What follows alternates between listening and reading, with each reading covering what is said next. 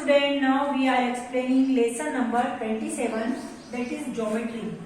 lesson number 27 में हम geometry part पढ़ेंगे. इसमें पेज नंबर 125 पर है ये geometry part, page number 125. First है आपका, इसमें हम पढ़ेंगे point, line, line segment and rays के बारे में कि पॉइंट क्या होता है, लाइन क्या होती है, लाइन सेगमेंट क्या होती है. तो सबसे पहले पॉइंट है आपका पॉइंट. पॉइंट क्या होता है इसके बारे में पढ़ेंगे. A dot made with a sharp pencil has no length, no breadth और no thickness. We mark dot with sharp pencil to show a point. अगर पेंसिल ली मैंने ये इस टाइप से, इसको मैंने डॉट, शार्प पेंसिल से मैंने एक डॉट मार्क कर दिया, इसको मैंने नाम दिया ए.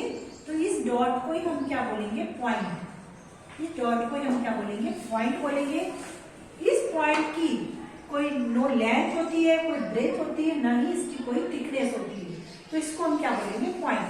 मैं आपको यहाँ डेफिनेशन राइट नहीं कर रही हूँ, आपकी बुक के पेज नंबर 125 पर डेफिनेशन गिवन है, आप अंडरलाइन कर सकते हैं. उसको आपको कॉपी में नोट डाउन करना है.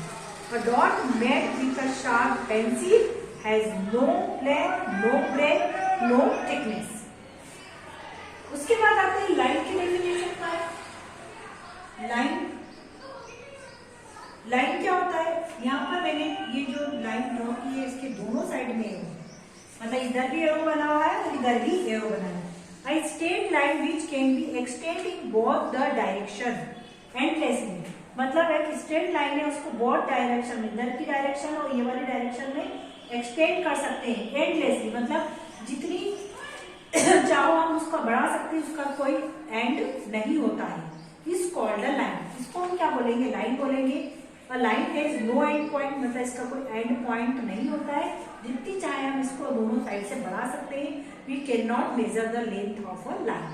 वो लाइन की लेंथ को मेजर भी नहीं कर सकते क्योंकि उसको एंडलेस होती है उसकी लाइन. एंडलेस मतलब जितनी चाहे हम उसको क्या कर सकते हैं, बढ़ा सकते हैं. उसके बाद आता है आपका line segment.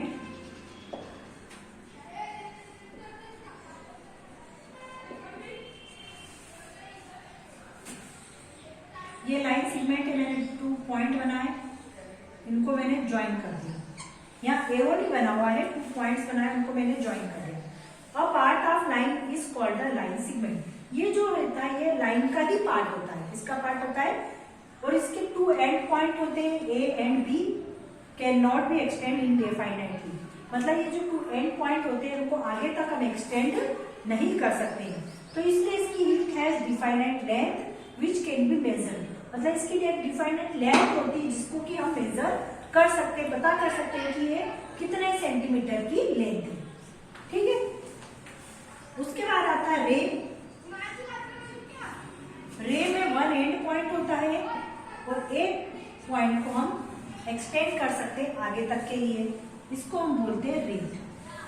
A part of line which start from fix point, मतलब वो स्टार्ट तो फिक्स पॉइंट से होती है.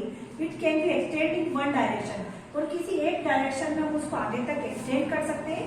दिस कॉल्ड द रे. इसको हम क्या बोलते हैं, रे. The fifth point is called the initial point of the रे. तो फिफ्थ पॉइंट होता है, उसको हम क्या बोलते हैं, इनिशियल पॉइंट ऑफ द रे. अब आप देखो लाइन सेगमेंट को अगर हमको मेजर करना होता है तो इसकी लेंथ को हम किससे मेजर करते हैं, स्केल से. किससे मेजर किया जाता है, स्केल से. तो आपकी जो स्केल होती है, मेरे पास भी स्केल है, ये आपकी इस टाइप से आपकी जो स्केल होती है, यहाँ पर ये जो होते हैं 1 से लेकर, इसमें 1 से लेकर 2 तक. अगर मैं आपको ये मार्क करूँ 0, ये स्केल है आपकी, है ना. तो 0, 1, 2, 3, 4, एक लाइन 5 to 1, 2, 3, 4, ये 1.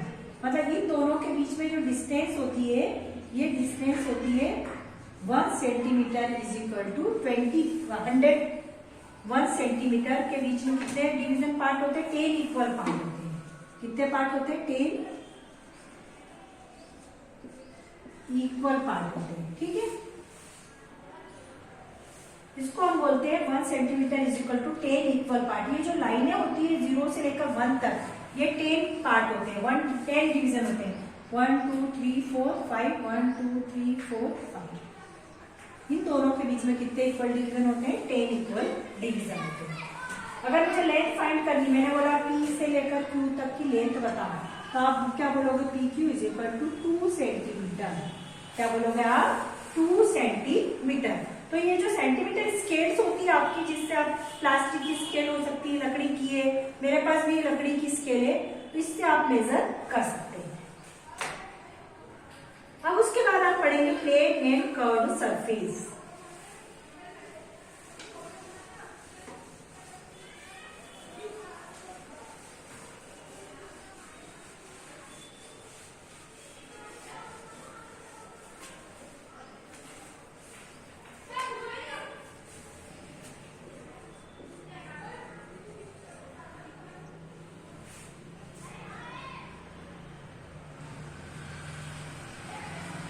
Plane. A plane and curved surface, the part of solid which we see and touch is called the surface.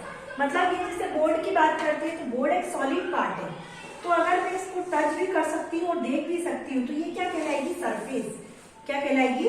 तो किसी भी सॉलिड का पार्ट ऐसा हो जिसको हम टच कर सकते हो, देख सकते हो, तो वो क्या कहलाएगा? सरफेस। पेज नंबर 126 पर है ये सारी डेफिनेशन सब आपकी, पेज नंबर 126। तो मिरर, जैसे हम मिरर की बात करते हैं, आपकी बुक में पिक्चर्स में दे रखा है मिरर, देखिए आप, दिखा आपको ये मिरर? ये मिरर है।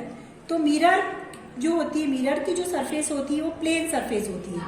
उसके बाद आपको ये एग दिखेगा, ये एग आपको दिखा, ये एग की जो सरफेस होती है वो कर्व्ड सरफेस होती है। ओके, तो mirror is plane surface but egg is curved surface.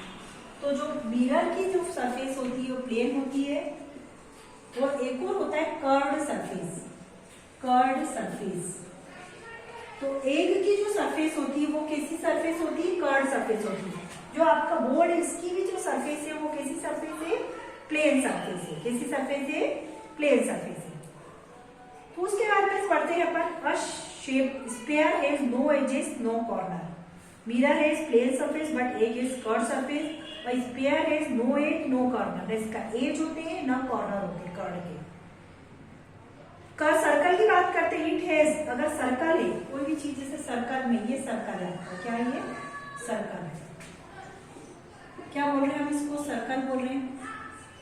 तो it has no edge no angle no corner only one surface. मतलब इसकी एक सरफेस ही है, न एंगल है न कॉर्नर है न एजेस है। और अगर रेक्टेंगल की बात करते हैं, ये रेक्टेंगल फिगर है, ये कैसा फिगर है? रेक्टेंगल है। इसको आप क्या बोलते हो? रेक्टेंगल। इट हैज, अब इसकी कितनी साइड्स है? 4 साइड्स है।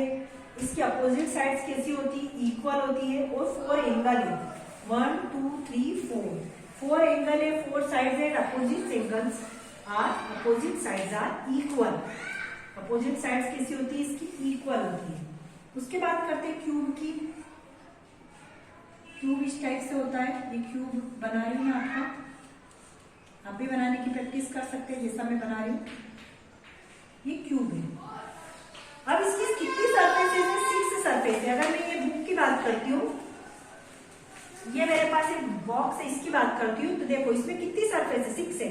कैसे गिनेंगे हम? 1 2 3 4 5 6। कितनी सरफेस है इसकी? 6। तो 6 तो सरफेस होती है क्यूब्स की। कितनी सरफेस होती है? 6 सरफेस होती है।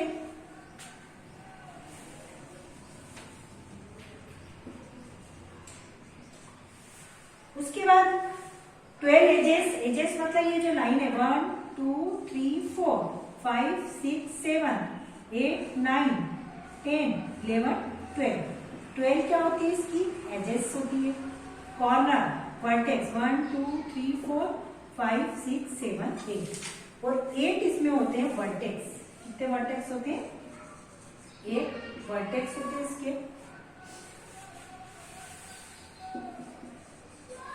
6 सरफेस होती है, 12 एजेस होती है और 8 वर्टेक्स होती है। तो ये क्या हो गया? आपका क्यूब हो गया। उसके बाद आता है आपका क्यूबॉइड।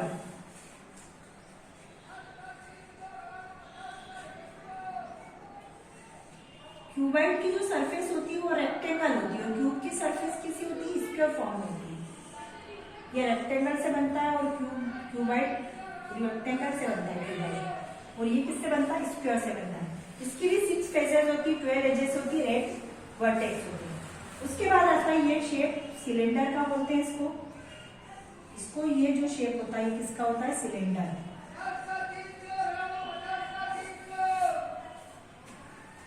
ये सिलेंडर है, इट हैज 2 एजेस, ये आपको दिख रही है ना 2 एजेस है, नो कॉर्नर, कोई कॉर्नर नहीं है, 2 प्लेन सरफेस, एक आगे की और एक पीछे की 2 प्लेन सरफेस है और 1 कर्व सरफेस, ये पूरी एक सरफेस है 1 कर्व सरफेस होती है, इसको हम बोलते हैं सिलेंडर। तो कितनी एजेस है इसमें, 2 एजेस है, नो कॉर्नर, 2 प्लेन्स है, वो एक ऊपर है और एक नीचे और 1 कर्व सरफेस, ये पूरी एक 1 कर्व सरफेस है।